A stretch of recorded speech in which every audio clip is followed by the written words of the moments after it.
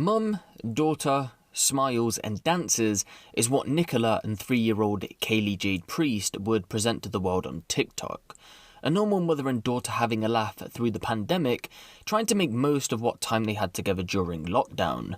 Once the cameras turned off, however, a grim reality away from the smiles would soon begin.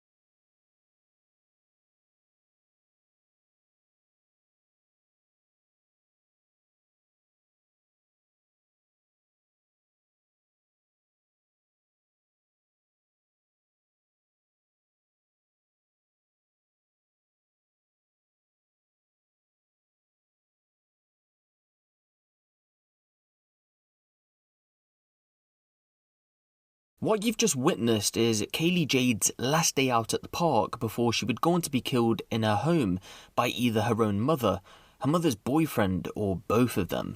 She had been subjected to months of horrific abuse previous to this, and in that clip itself, police would come out to say that visible bruising could be seen and untreated bone fractures were present. But let's have a bit of a deep dive into this case and see what exactly went down on that summer's evening in the Kinghurst area of Birmingham. On the morning of the 9th of August 2020, emergency services had been called to Kinghurst House in Stonebridge Crescent.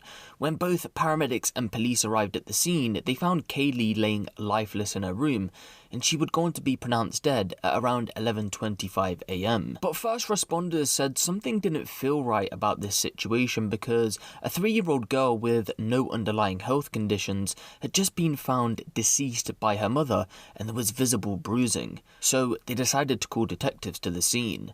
Once they'd been called over, Nicola would go on to be arrested so police could get her account of what exactly went down, and she was treated as a suspect because she couldn't explain what had happened to Kaylee. Police would let her go though, presumably on bail, and then a series of TikToks had been made. A tribute TikTok was posted with the caption, "R.I.P. my baby." 10 days later on the 17th, she can be seen crying and lip-syncing the lyrics to the song To My Parents. The lyrics go, "I'm sorry mum and dad, I know I messed up bad, should have done better, I'm sorry mum and dad." This is more than likely a crocodile tear appeal though to her parents to say that she should have been a better mother. 4 days later, another tribute post was made to Kaylee with the caption, "I love you so much darling, mummy will never forget you ever, R.I.P. Angel." But then only 1 day later, the social media narcissist would post a TikTok's dance challenge video with the caption, "Way too serious, laughing face,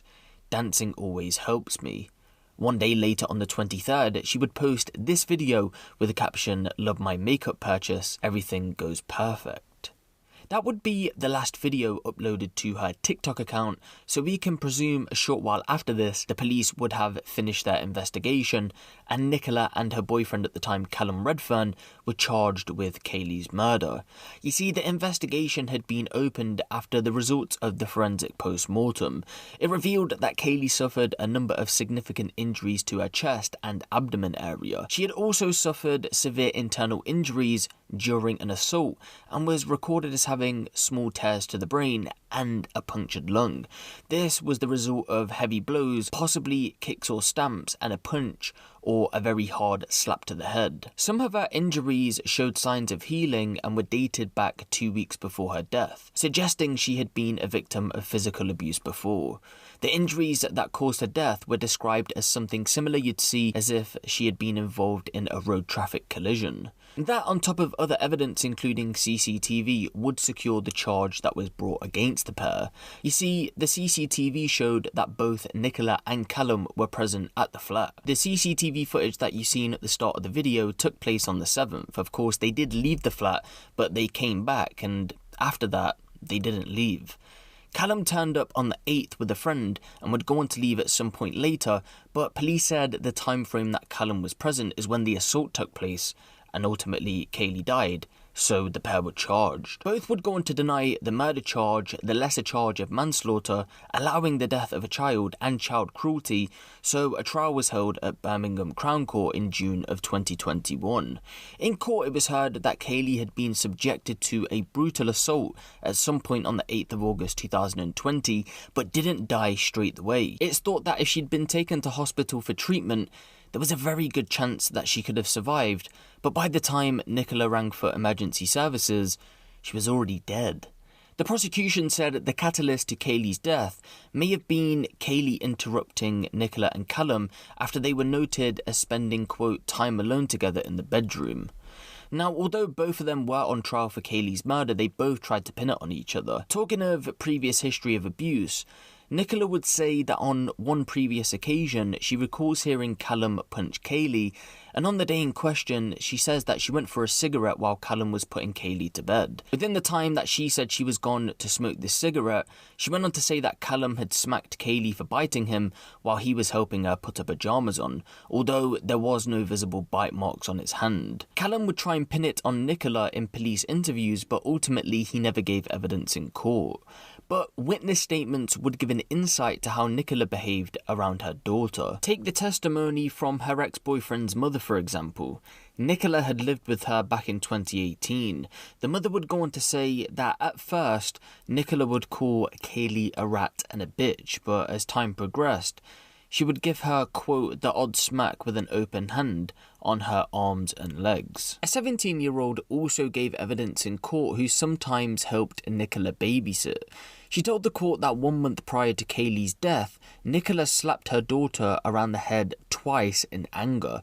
The first time was because she asked for food, and the second was because she placed a blanket over her baby brother's face. In court, Callum's friend would go on to give evidence. Remember, this is the friend who turned up at the flat with Callum on the day of the attack. He would go on to say that he didn't see any violence take place and that, quote, the normal routine went down. But he did go on to say that after wanting to leave the property for quite some time and Callum not wanting to leave, out of nowhere in a hurry, he said that he did want to leave and so they left. The court was told of how Kaylee's room wasn't the best living conditions for a small child. There was no carpet, the mattress was dirty, and when paramedics entered the room to check to see what was happening, they couldn't turn the light on because there was no bulb. But although the prosecution couldn't pinpoint who exactly was to blame for the death of Kaylee, messages would show that both were just as guilty as each other. In a text message exchange between the pair on the 24th of July 2020, so just slightly prior to Kaylee's death, Nicola would go on to say, quote, I'm going to kill her because she keeps leaving the living room or going into the kitchen. So I've hit her and smacked her for shitting in her nappy. Callum responded, good, give her one from me. To which Nicola said, I will, babe. 3 days later, Callum messaged Nicola saying, I'm going to keep that little brat away from me, sick of your spunking daughter. But after a trial at Birmingham Crown Court, both were cleared of murder, but were found guilty on the lesser charge of manslaughter, and Nicola was also found guilty of child neglect in relation to Kaylee's past injuries. For this, Nicola was handed a 15-year jail sentence and Callum was handed a 14-year jail sentence. But once again, another story of how a parent has gone on to kill their own child. We have been going over some similar stories over these past few weeks. But the one person who Kaylee relied on to protect her ultimately would be the one she needed protecting from.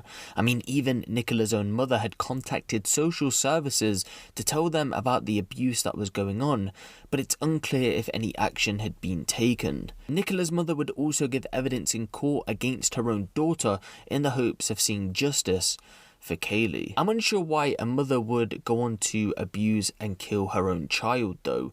Someone she had carried for 9 months just to ultimately put them through months of abuse, which resulted in lots of injuries, including 19 fractures to the ribs. I just don't understand how you could do that to anyone, let alone a child, and that child being your own child, and instead of going out your way to put your daughter first, it seems like you just wanted to abuse her and put a man first. Instead of buying Kaylee what she needed, a decent room, a decent mattress and food, Nicola, believe it or not, saved £900 out of her universal credit money. For people who don't live in the UK or aren't aware of what universal credit is, it's basically welfare money from the government, and she used this money to buy Callum a car. But the thing is, Callum didn't even care for Nicola, because on top of what he had been saying about using Nicola for sex, he took the £900 and pocketed 300 of that because the car only cost £600. But give the video a like for more crime related content like this, and make sure you hit the subscribe button if you haven't. It's been me, Ape Honcho, and I'll see you in the next one.